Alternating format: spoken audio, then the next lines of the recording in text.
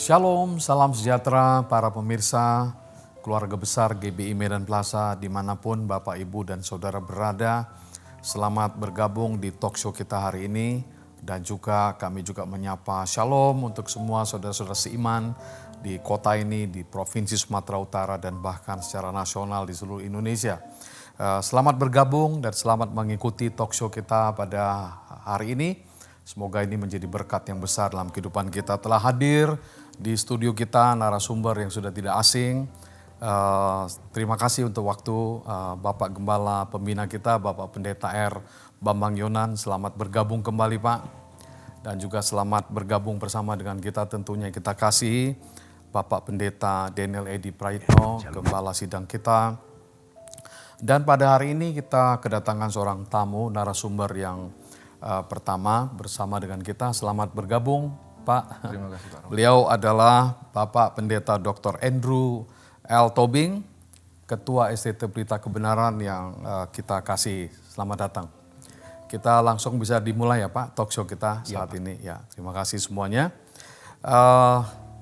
Tentu talk show kita hari ini sangat spesial, very special. Kita selama 3 bulan ini saya lihat mendapat tuntunan rohani yang sangat hebat. Dimulai dari bulan Januari di awal tahun 2024 ini kita masuki sebuah bulan yang kita kemarin renungkan tentang bagaimana orang Kristen itu disebut mulia karena firman Tuhan. Kemudian dilanjutkan lagi di bulan Februari kita mendapat tuntunan tentang orang Kristen juga disebut sebagai surat Kristus. Dan yang hebatnya lagi memasuki bulan Maret ini kita sedang akan berbicara tentang sebuah tema yang sangat besar, yaitu tentang spiritual awakening, yaitu kebangkitan rohani. Nah, tentu sedikit kita mundur, saya percaya kita udah banyak dengar tentang surat Kristus yang kita ambil dari 2 Korintus pasal 3 ayat yang kedua yang berkata kamu adalah surat pujian kami yang tertulis dalam hati kami, yang dikenal, dibaca oleh semua orang. Dan kemudian di ayat 3 berkata kamu adalah surat Kristus yang ditulis oleh our ministry, pelayanan kami. Jadi itu luas sekali pada masa itu dan juga tentu untuk masa sekarang orang percaya. Ini ditulis bukan dengan tinta tetapi dengan roh Allah yang hidup, bukan pada loh-loh batu tetapi pada loh-loh daging, yaitu dalam hati manusia. Betapa spesialnya. Nah, langsung saja kita akan mendengar para narasumber kita yang akan dimulai oleh Bapak Pendeta Pak Bambang. Kira-kira apa ini intisarinya Pak? Pemahaman dari kata kamu adalah surat Kristus. Orang percaya disebut surat Kristus. Mungkin Bapak langsung saja bisa menjelaskan kepada para pendengar dan kita semua. Saya akan coba menyederhanakan arti daripada surat Kristus yang terbuka. Seperti yang dituliskan dalam kitab 2 Korintus pasal yang ketiga ayat 2 dan 3. 2 dan 3. Nah, ini menjadi 3 bagian yang sangat sederhana. Jadi surat 2 Korintus itu merupakan surat yang emosional daripada Rasul Paulus. Oleh karena dia mengalami begitu banyak tekanan dan penderitaan dalam pelayanannya. Nah, jangan lupa bahwa Rasul Paulus itu adalah murid daripada Gamaliel yang merupakan lulusan daripada Alexandria, yang merupakan salah satu daripada guru bangsa. Dan di mana Paulus itu disiapkan untuk menjadi seorang pengajar hukum dan ahli Taurat. Ya. Dan memang itu adalah pelayanan daripada Rasul Paulus. Nah, pada waktu dia menjadi murid Gamaliel. Tetapi perjumpaan Paulus itu dengan Tuhan Yesus mengubah pelayanannya dari pelayanan hukum ini masuk ke dalam satu pelayanan yang baru yang disebut dengan pelayanan roh. Nah, di mana hal ini tentunya menjadikan tanda tanya daripada teman-teman yang dulu bersama-sama dengan Paulus itu mengajarkan hukum Taurat. Karena pelayanan roh ini benar-benar adalah satu pelayanan yang baru untuk mereka. Ya. Sehingga muncullah pertanyaan, apakah pelayanan daripada Rasul Paulus ini memiliki legitimasi?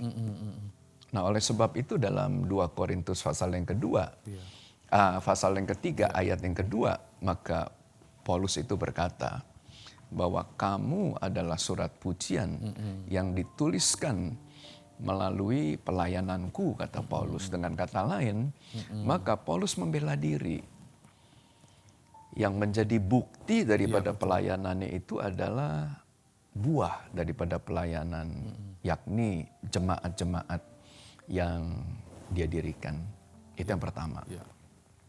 Nah, hal yang kedua, saat pelayanan roh dan karunia-karunia roh itu berkembang di kota Korintus, hal ini mengakibatkan munculnya tokoh-tokoh karismatik. Karena karunia Roh Kudus itu kan ada banyak deskripsinya. Salah satunya adalah tanda-tanda ajaib, tanda-tanda mukjizat, kesembuhan ilahi, bicara dalam bahasa roh. Nah, hal seperti ini memang belum pernah dilihat oleh jemaat-jemaat yang lain. Nah, dengan demikian maka kita tidak bisa salahkan, sehingga muncullah rasa kagum daripada jemaat terhadap pimpinan-pimpinan rohani yang ada pada waktu itu. Nah, di dalam kitab 1 Korintus pasal yang pertama, muncullah kelompok-kelompok yang menamakan dirinya golongan Apolos, nah golongan Paulus. Nah, mengapa? Karena memang jemaat itu kagum melihat karunia-karunia roh yang bekerja. Tetapi mereka melupakan, sehingga melupakan kemuliaan itu bukan untuk pemimpin-pemimpin rohani. Bukan untuk kelompok, bukan untuk golongan. Tapi kemuliaan itu buat Tuhan. Sehingga dalam ayat yang ketiga, 2 Korintus pasal yang ketiga, Paulus mengatakan, kamu adalah surat Kristus yang ditulis dengan roh Allah. Sehingga maksud Paulus adalah, kalau kamu ngelihat jemaat yang dipenuhi dengan karunia-karunia, maka semuanya itu adalah sebenarnya untuk Tuhan, bukan untuk pemimpin jemaatnya. Nah, hari-hari ini kan banyak ministry-ministry yang mengatasnamakan, mengatasnamakan nama si pendetanya. Nah, hal ini sebenarnya sama dan mengingatkan kepada kita bahwa yang penting itu bukan siapa yang menabur, yang penting itu bukan siapa yang menyirami, tapi yang penting siapa yang menumbuhkan. Dan dalam hal ini pertumbuhan jemaat itu adalah anugerah Tuhan. Nah, hal yang ketiga yang saya bisa sampaikan, bahwa surat Kristus itu berbicara tentang gaya hidup dan karakter yang seharusnya dimiliki oleh jemaat yang menyatakan dirinya sebagai pengikut Kristus. Melalui talkshow ini dan melalui narasumber kita, nah kita harapkan agar munculnya satu kesadaran, suatu kerinduan, supaya kita itu menampilkan gambar dan rupa Tuhan. Betul. Kita menjadi serupa dan segambar dengan Tuhan. Nah, saya kira mungkin dari saya, terima kasih. hal itu, 3 poin yang sangat penting yang Bapak sampaikan pada talkshow kita hari ini. Yang dimulai dari jemaat itu sendiri sampai ke kehidupan hari ini sebagai surat Kristus. Kita perwakilan Kristus, gambar diri Kristus ada di dalam diri kita. Terima kasih, Pak. Baik, kita ke next question ini, Pak. Pertanyaan yang kedua oleh kedua narasumber berikutnya, yaitu langsung saja. Kalau begitu apa relevansinya bagi kita umat Kristen yang hidup pada zaman sekarang? Nah, gimana Pak? Apakah, silakan Bapak, siapa yang mau mulai? Ya silakan dong. Pak. Ya, saya mencoba. Sebenarnya dari apa tadi yang dijelaskan oleh Pastor Bambang, relevansinya sudah muncul. bahwa suatu kisah, suatu pergumulan yang ada di gereja Korintus dan Rasul Paulus yang menyabari dan membereskan, meluruskan pemahaman mereka, ternyata itu juga yang kita temukan di zaman sekarang ini di gereja. Jadi puji Tuhan, relevansinya. Masih kelihatan. Puji di Tuhan zaman ada sekarang. surat Korintus sehingga kita memahami bagaimana sikap seorang Rasul Paulus, kesabarannya dan segala sesuatu yang dia tuangkan. Dan di hari-hari ini, sebagaimana tadi sudah disampaikan Pak Bambang, itulah yang kita hadapi. Dan kita terus bergumul juga bagaimana menegakkan konsep unity itu. Yaitu tidak boleh ada penyekatan yang kemudian didasarkan atas individu dan manusia. Tapi semua dikembalikan kepada roh yang kemudian oleh Tuhan Yesus. Memang setiap kali Rasul Paulus membahas karunia-karunia Roh Kudus, dia selalu mengatakan oleh satu roh. Oleh satu roh, semua itu dari satu roh. Saya kira itu yang pertama. Yang kedua memang kita sebagai orang yang percaya Kristen, ikut Tuhan, biar bagaimanapun kita sudah menjadi surat Kristus.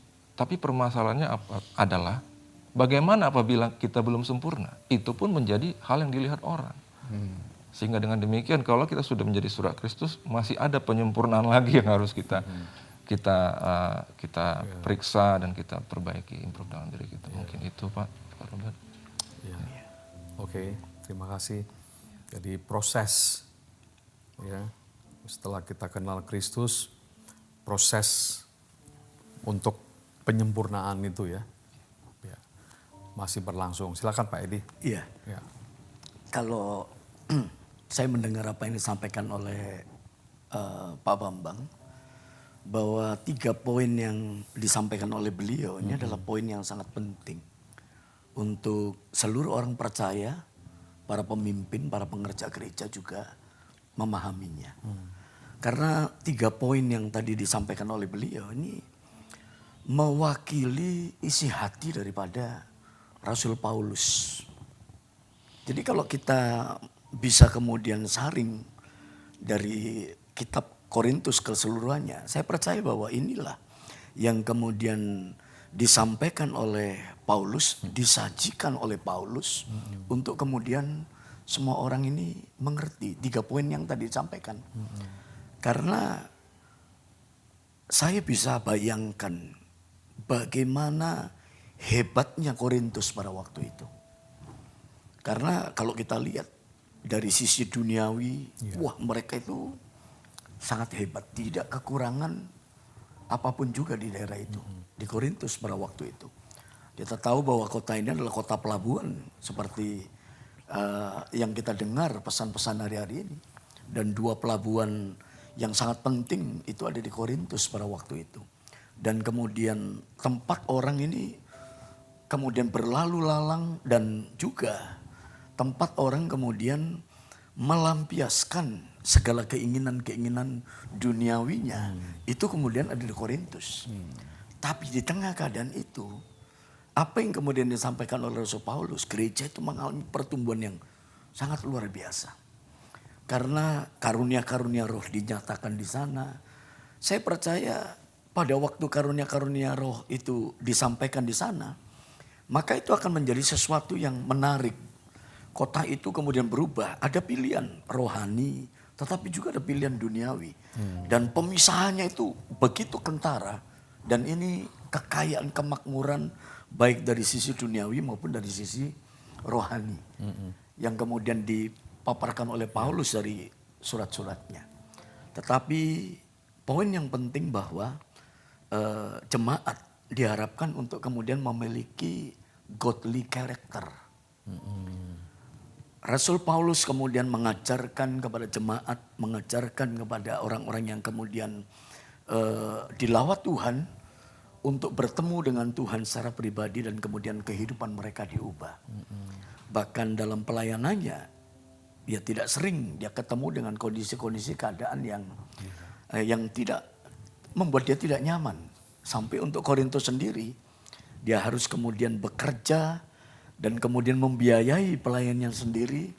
Karena saya percaya Rasul Paulus lakukan semuanya itu karena Paulus ingin bahwa apa yang dilakukan, dikerjakannya, itu semata-mata semuanya itu adalah untuk kemuliaan daripada Tuhan. Dan lahirnya pemimpin-pemimpin yang karismatik yang ada di sana. Ini juga memberikan nilai lebih dari surat Korintus. Tetapi Paulus tetap bahwa sekalipun ada begitu banyak orang-orang yang berkarisma, tetapi beliau tetap sampaikan bahwa apa yang dilakukan jemaat itu adalah milik daripada Tuhan. Jadi ini menarik sekali. 3 poin ini. Ternyata relevansi apa yang terjadi pada tahun 57 Masehi di kitab baik 1 Korintus, 2 Korintus itu kita lihat relevansinya masih sangat kuat dan sedang masih berjalan. Memang betul waktu saya baca-baca juga saya menemukan bahwa ternyata pelayanan Paulus yang terberat itu ada di Korintus.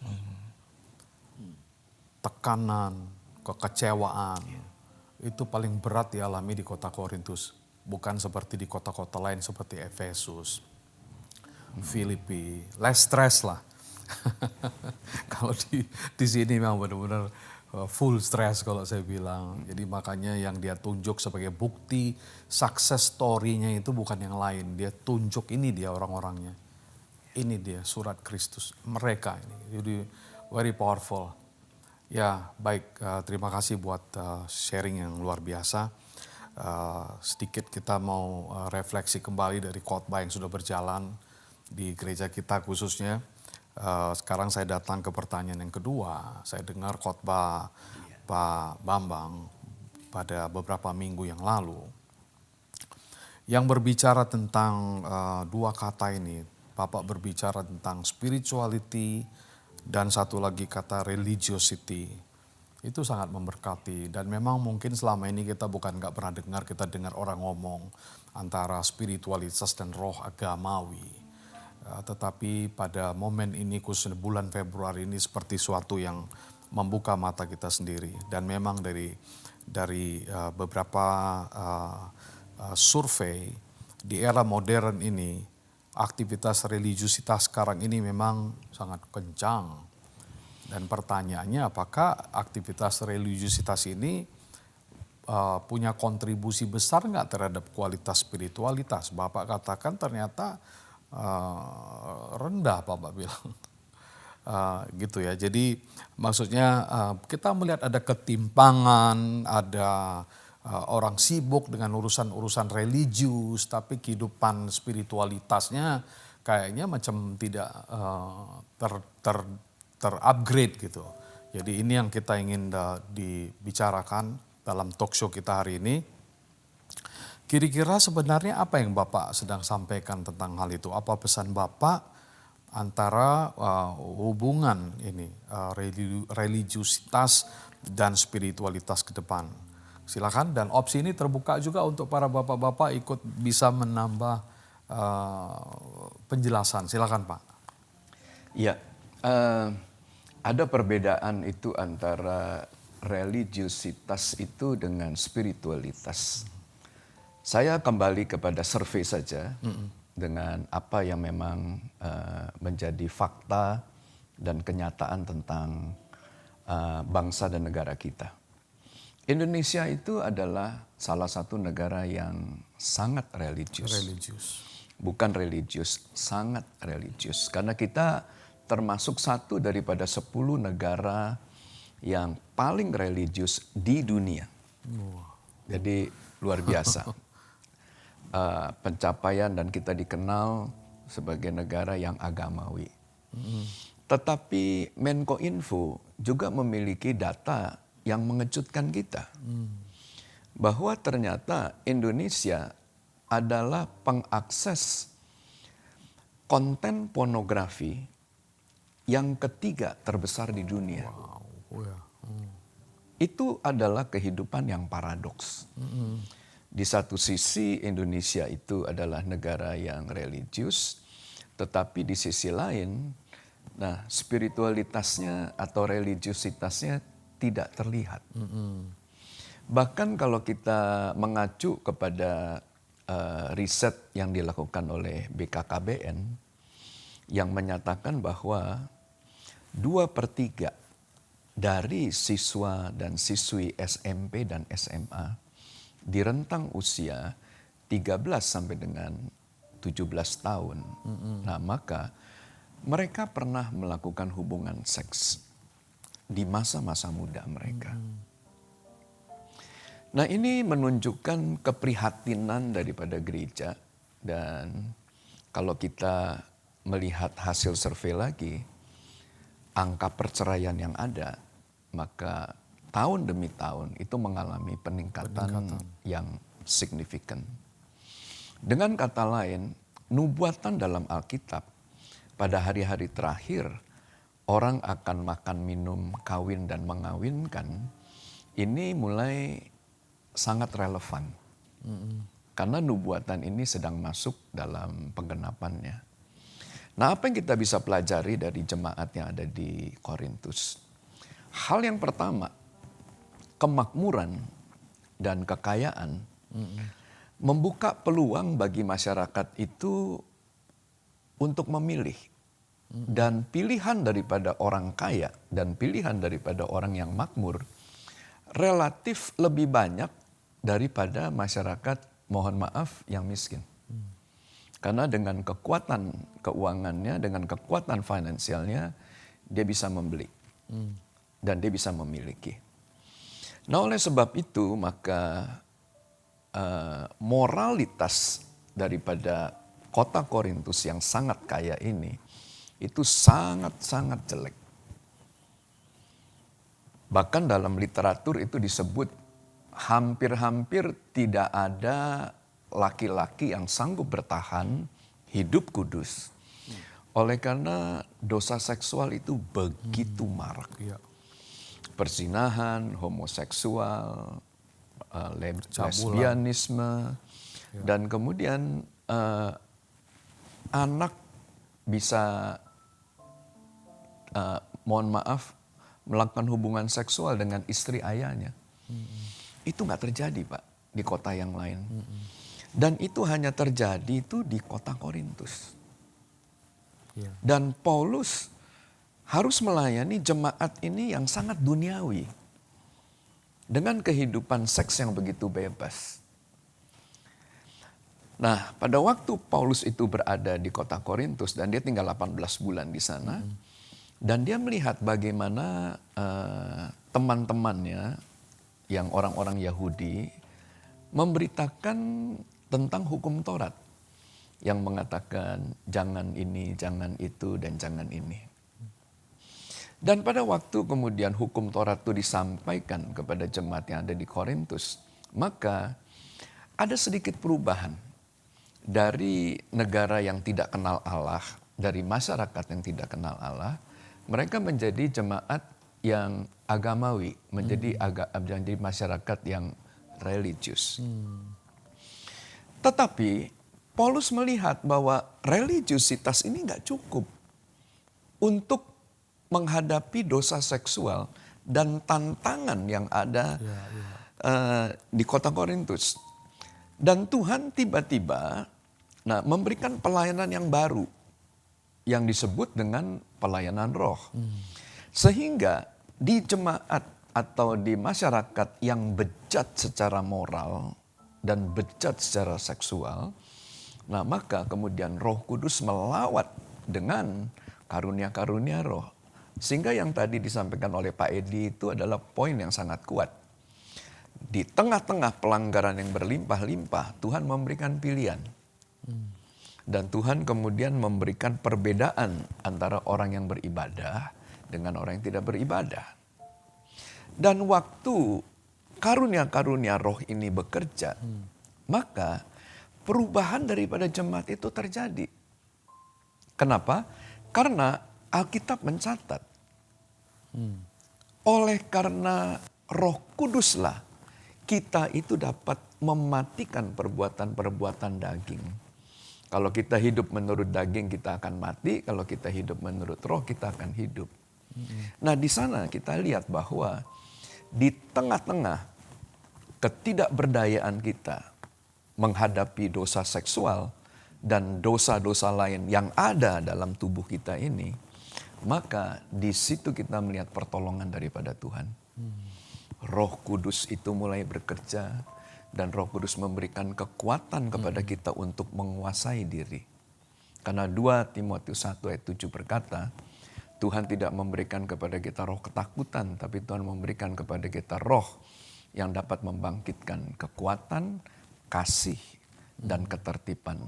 Kata ketertiban itu diambil dari kata penguasaan diri atau self-control.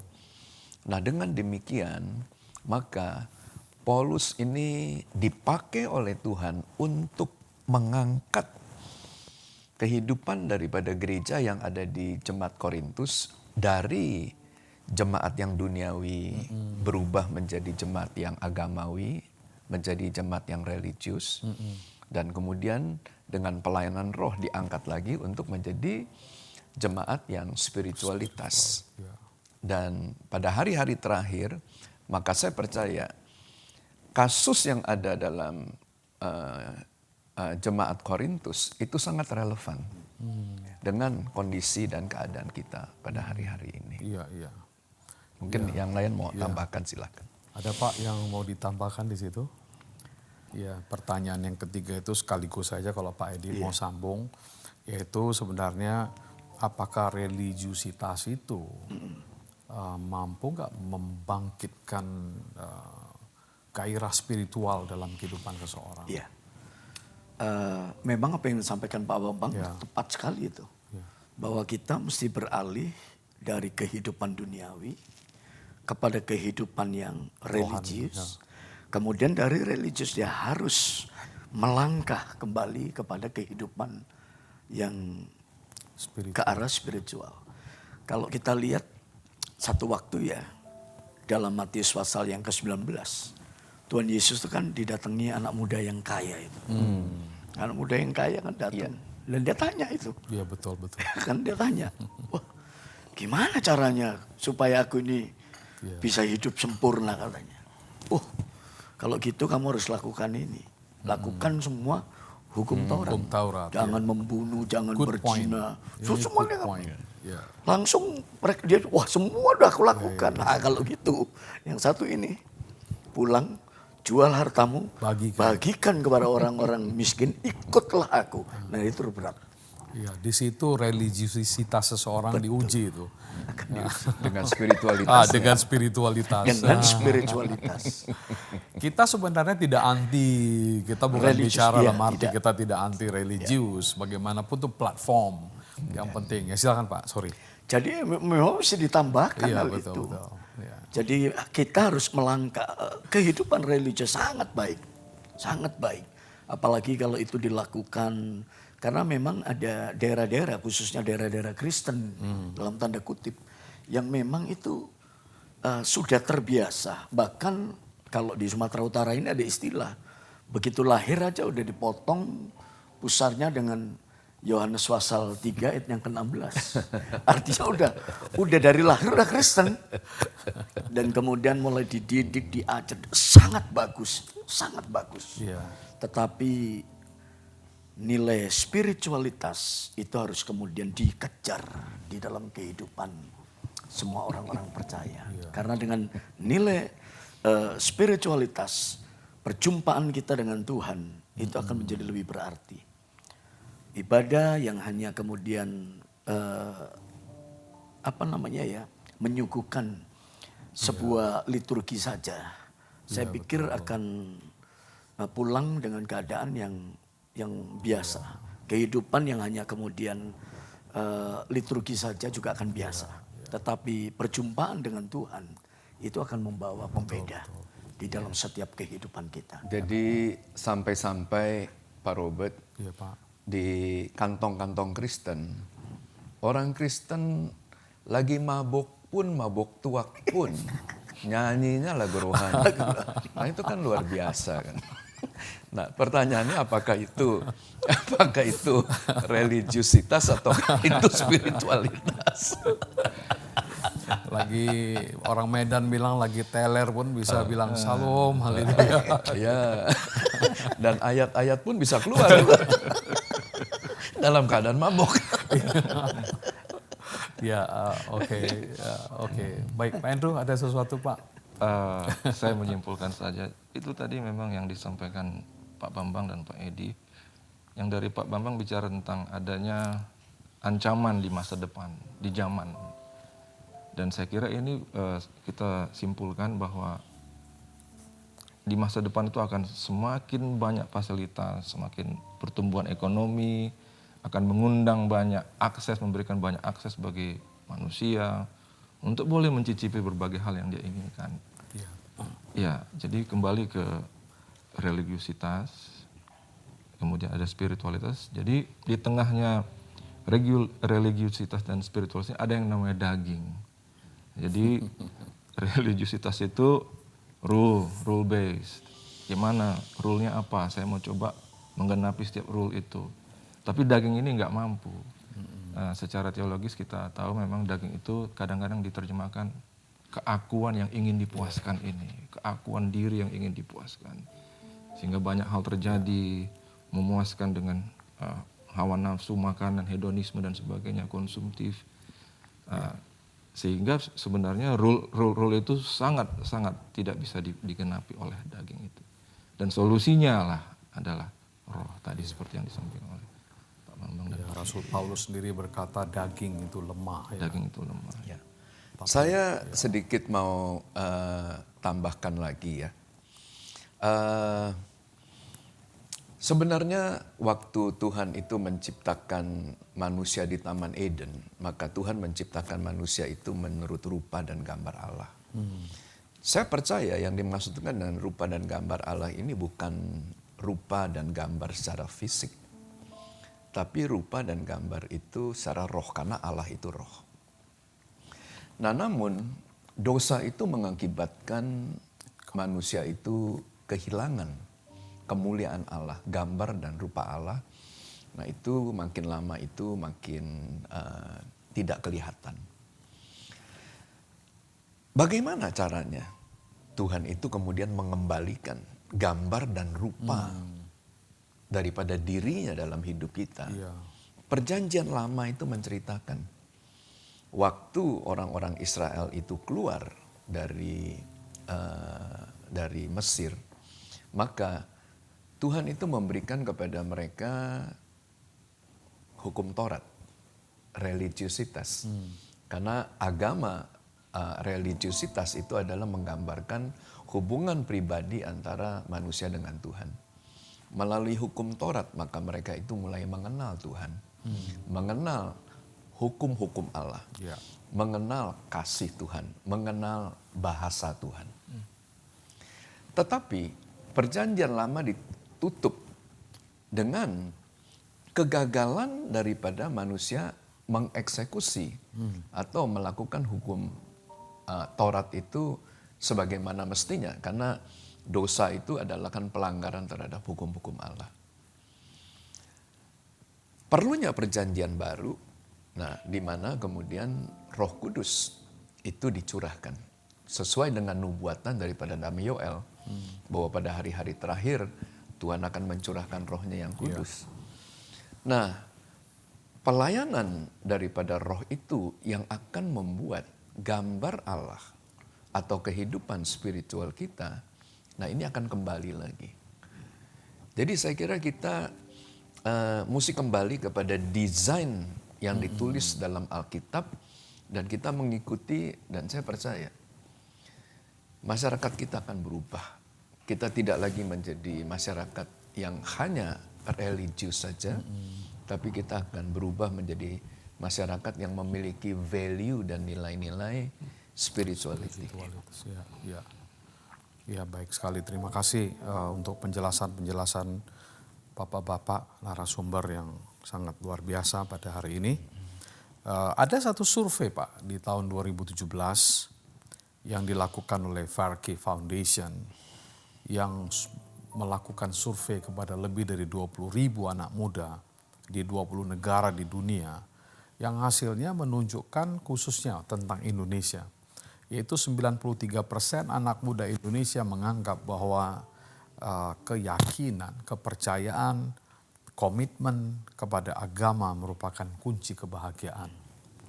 Sementara di dunia rata-rata masih 42%, tapi di Indonesia itu sudah sampai 93%. Jadi memang Indonesia memang dalam hal religiusitas dan dari kecil anak-anak dibesarkan dengan nuansa religi yang sangat luar biasa. Dan juga tentu dasar negara kita yang berketuhanan yang Maha Esa. Ini benar-benar mendarat ya, betul-betul mendarat sehingga survei aja membuktikan gitu berkali-kali. Nah sekarang mungkin dengan singkat saja, saya pinjam istilah Pak Edi tadi yang bicara soal perjumpaan. Waktu bicara spiritualitas itu berbicara tentang perjumpaan dengan Tuhan.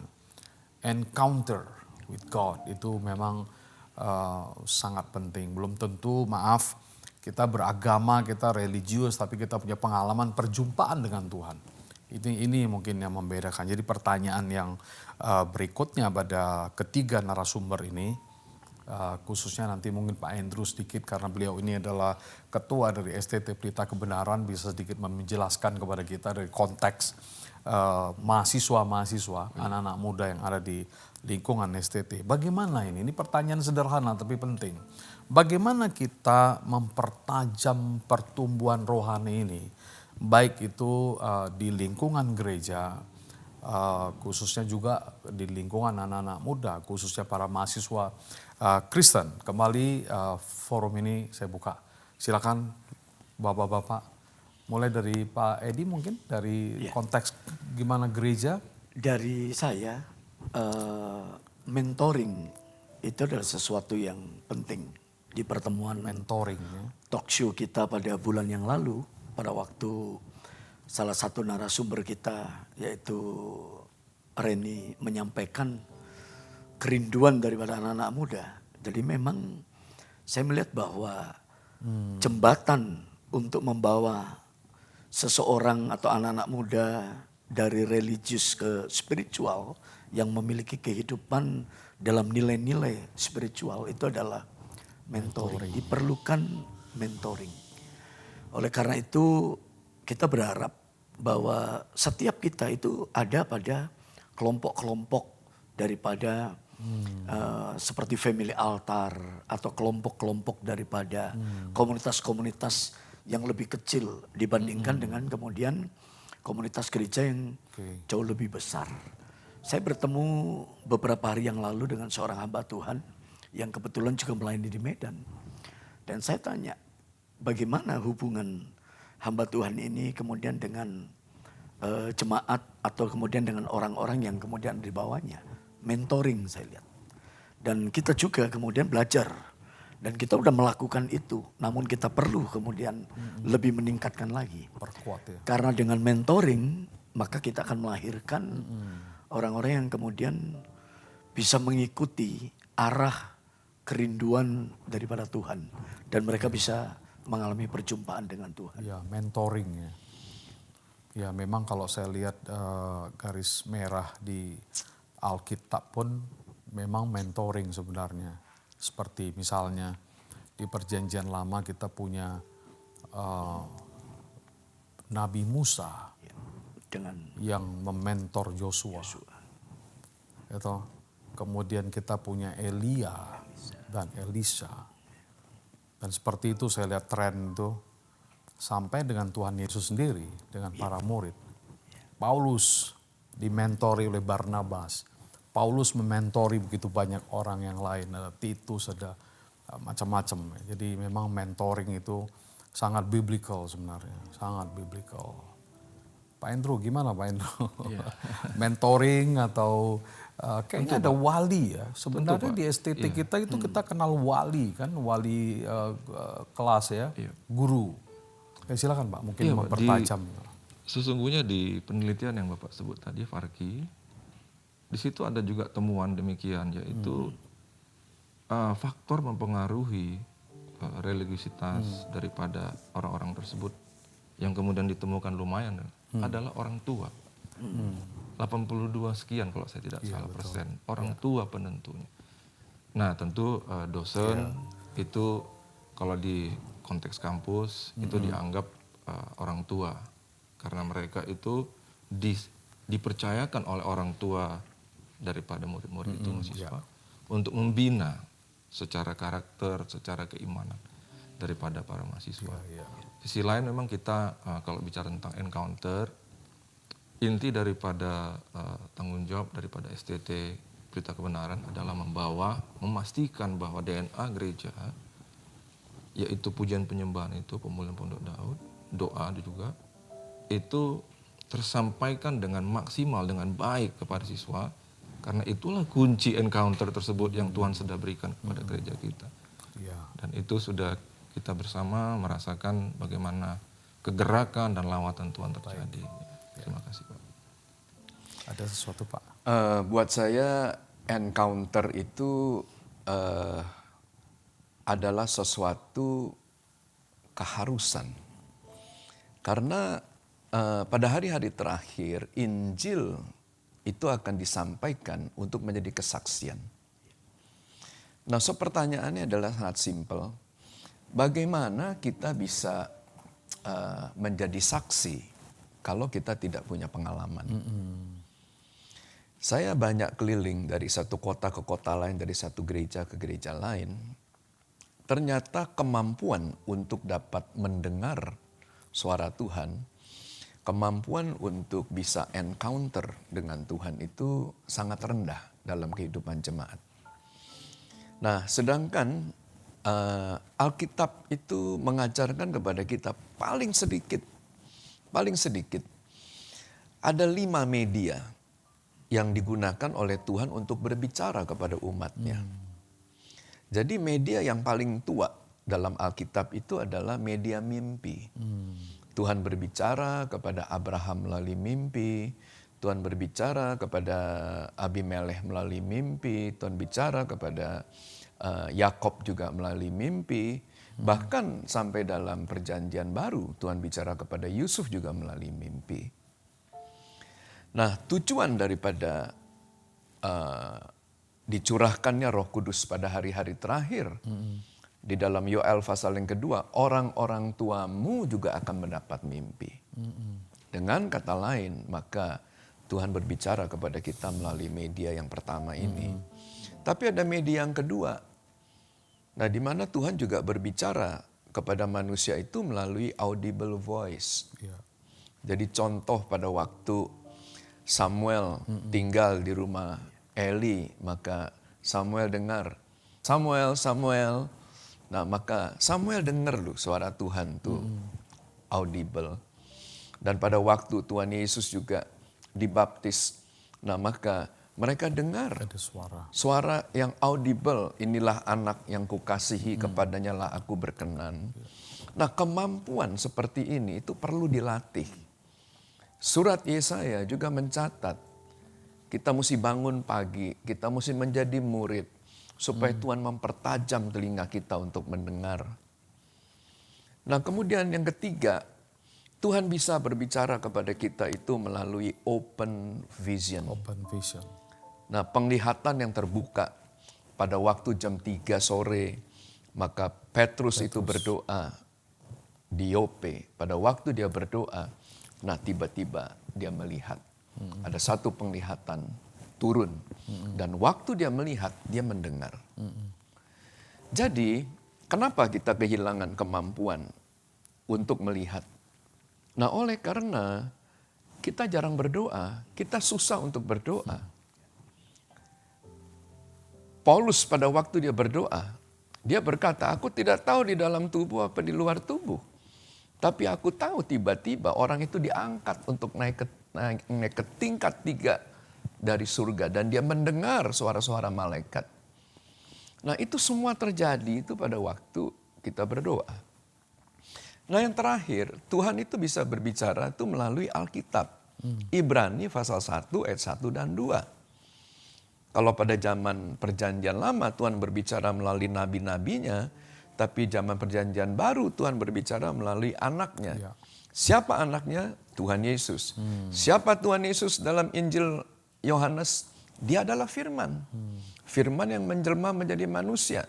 Dengan kata lain, pada hari-hari terakhir Tuhan akan berbicara kepada kita melalui firman-Nya. Iya. Dan juga jangan lupa, kenapa Tuhan Yesus itu perlu kembali ke rumah Bapa? Supaya Roh Kudus dicurahkan. Di kisah para rasul, maka jelas Roh Kudus memimpin.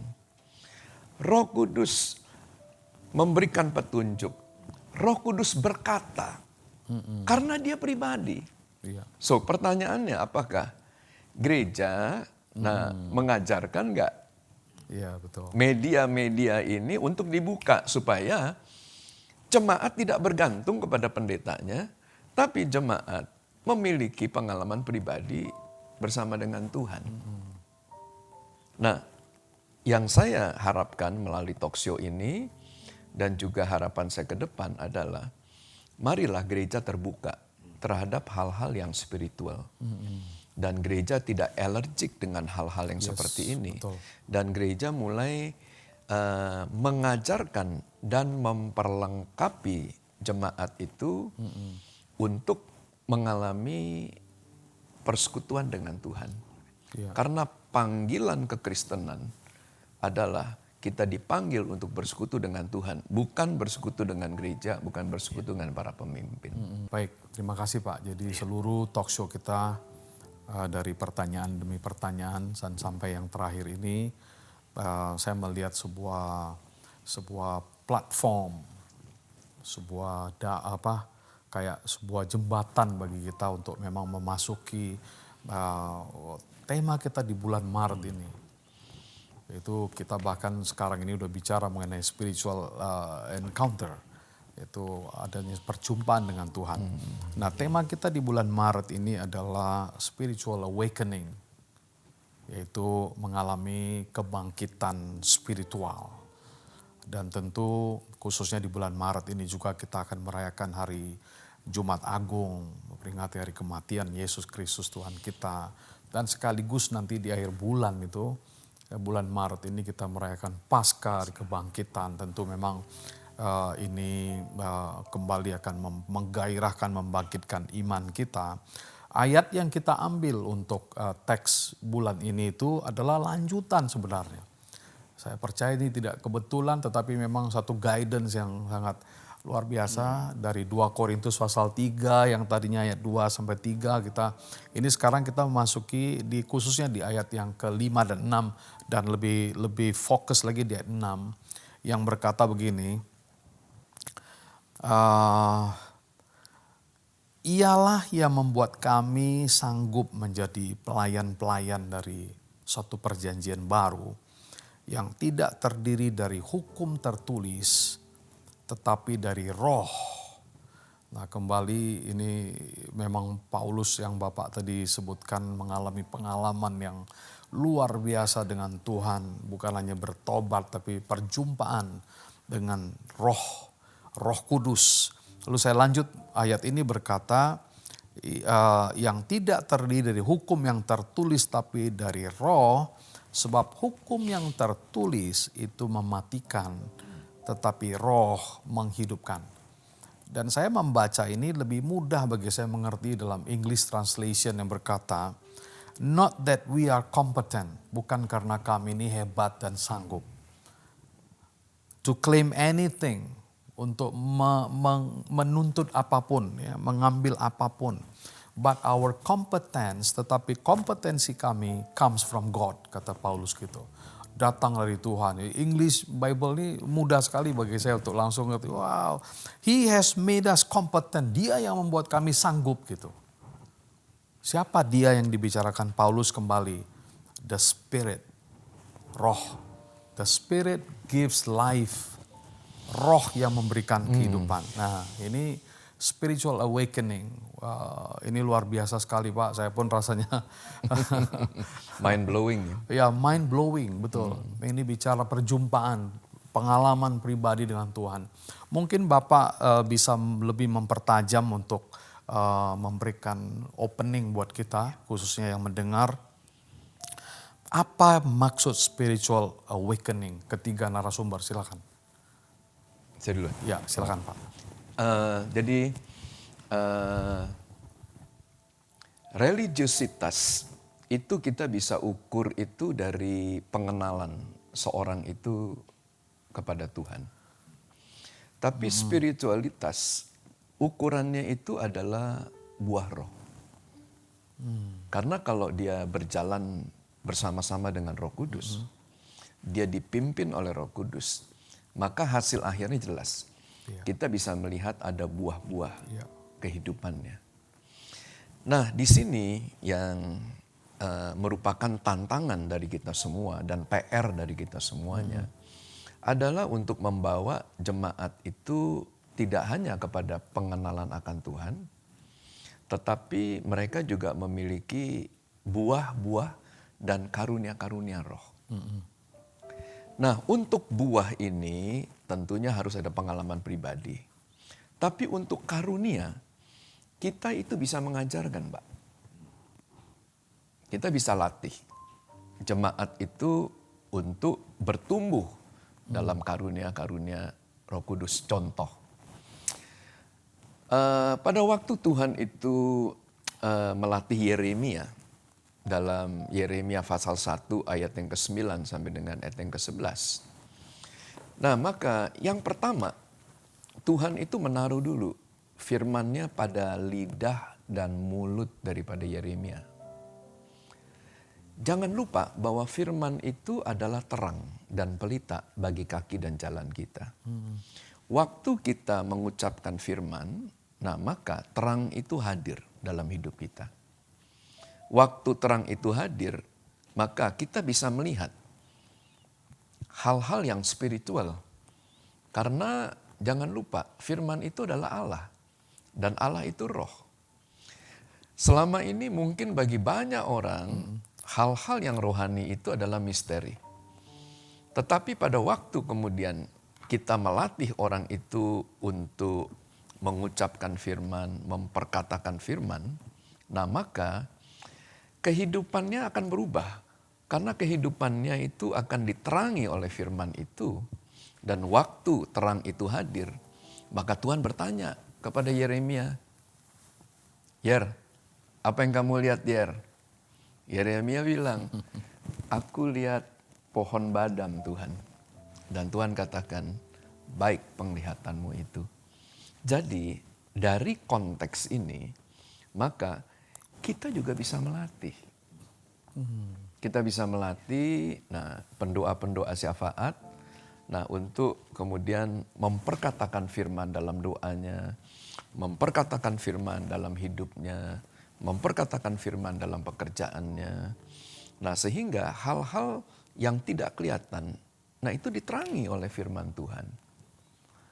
Nah dengan cara seperti itu, maka kita harapkan akan ada satu kebangkitan secara rohani. Dan mereka boleh kemudian berjalan dengan karunia-karunia roh. Ya, terima kasih. Silakan Pak. Ya, ini memang yang diperlukan oleh semua orang.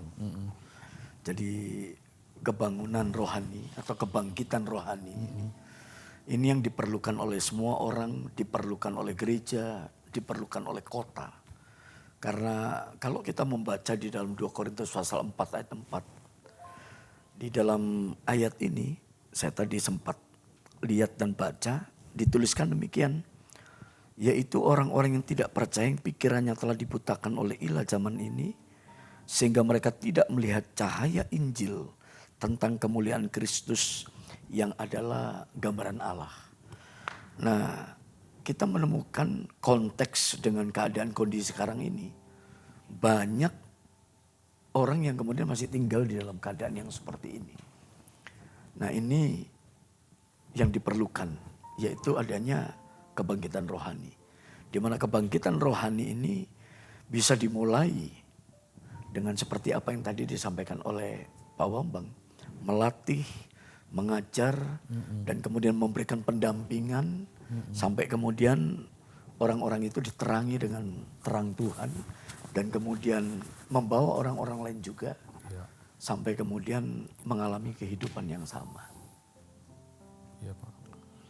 Harapannya seperti itu. Ya, Terima kasih. Jadi mentoring, melatih ya. Untuk mengalami perjumpaan dengan Tuhan ya, betul. Pak Andrew, adakah sesuatu yang Bapak mau tambah di sana? Iya, mungkin spiritual awakening mungkin secara definisi ringkas adalah seseorang itu, seorang manusia meresponi kesadaran dan tiba-tiba dia bisa sadar kebenaran Allah. Dia bisa sadar bahwa itu nyata kebenaran Allah. Jadi memang itu memang luar biasa kembali kepada firman. Ya. Jadi Ibrani 4 ya Pak ayat 12 mengatakan firman Allah itu hidup dan kuat. Dia hidup. Itu bukan sesuatu yang hanya untuk dipelajari sebagai informasi, sebagai ayat-ayat kemudian ayat-ayat yang manis untuk didengar atau sebagai hanya beberapa prinsip-prinsip. Tapi ada kehidupan dan kekuatan di dalamnya yang harus diakses oleh individu. Transformasi Yes. kehidupan ya. Yes. Jadi itu luar biasa sekali penjelasan dari Baik, Pak Edi terima tadi kasih. bahwa power daripada firman itu mesti di unpack gitu Pak ya. Puji Tuhan, luar biasa sekali. Ya saya pikir kita masuk pada closing, pada sebuah closing. Kita akan menyimpulkan talk show hari ini. Dan sekaligus itu menjadi closing statement dari ketiga narasumber Bapak-Bapak sekalian. Yaitu benang merah apa ini yang kita mungkin bisa cetuskan ya, pendek saja, yaitu mulai dari bulan Januari, tuntunan Tuhan masuk kepada Februari, surat Kristus, kemudian mengalami perjumpaan spiritual awakening. Ini sebuah benang merah yang trimester ini begitu luar biasa. Dimulai dengan begitu indah sekali dan masih berlangsung. Kira-kira apa yang bisa Bapak simpulkan sebagai closing statement pada hari ini? Silakan mungkin dari Pak Bambang. Silakan. Singkat dari saya, tantangan ke depan itu adalah kita akan menghadapi artificial intelligence yang merupakan satu badai atau satu tsunami yang menurut Elon Musk itu jauh lebih berbahaya daripada nuklir. Karena kita akan dibanjiri dengan berita-berita yang tidak kita ketahui apakah itu benar atau tidak benar. Dan sangat sulit dan akan makan waktu yang begitu panjang untuk memverifikasi. Salah satu daripada karunia roh adalah karunia untuk membedakan bermacam-macam roh. Nah, kita harapkan agar generasi muda dan gereja itu memiliki karunia untuk membeda-bedakan bermacam-macam roh ini. Supaya di hari-hari ini, nah maka kita dapat membedakan antara yang baik dan yang tidak baik, antara yang benar dan yang salah, antara yang kudus dan yang tidak kudus. Dan kita diberikan kemampuan itu untuk mengurai segala kekusutan yang ada. Nah itu harapan dari saya. Dan itu yang merupakan benang merah yang kita inginkan. Nah melalui kehidupan spiritual kita. Ya, terima kasih Pak. Silakan Pak Edi. Ya, saya sepakat dengan beliau bahwa memang 2024 Challenge-nya itu ya. iya sampai dengan masa yang akan datang ini bukan sesuatu yang mudah. Iya.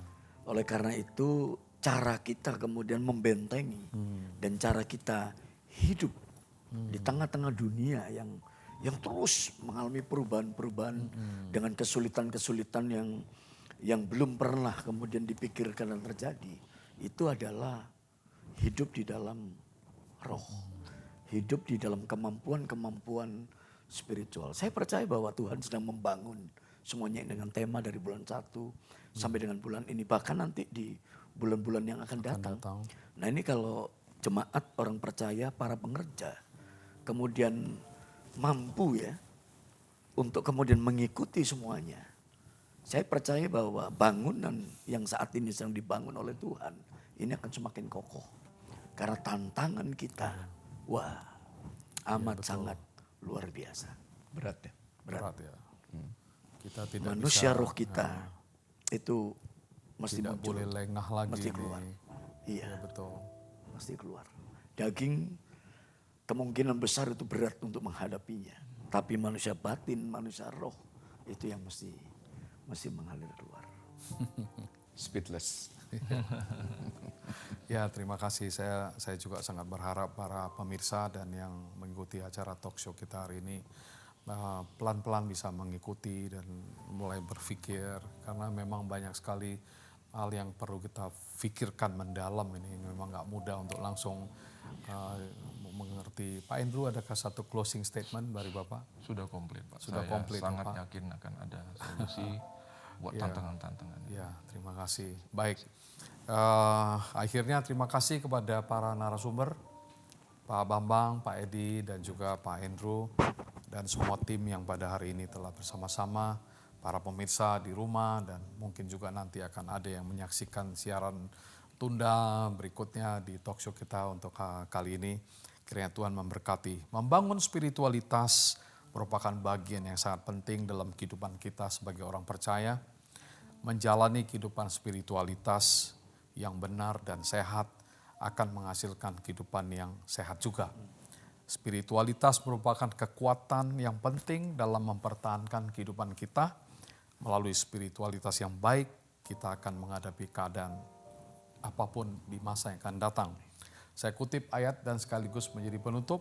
Yesaya 57:15 berkata, sebab beginilah firman dari yang maha tinggi dan yang maha mulia yang bersemayam untuk selamanya dan yang maha kudus namanya.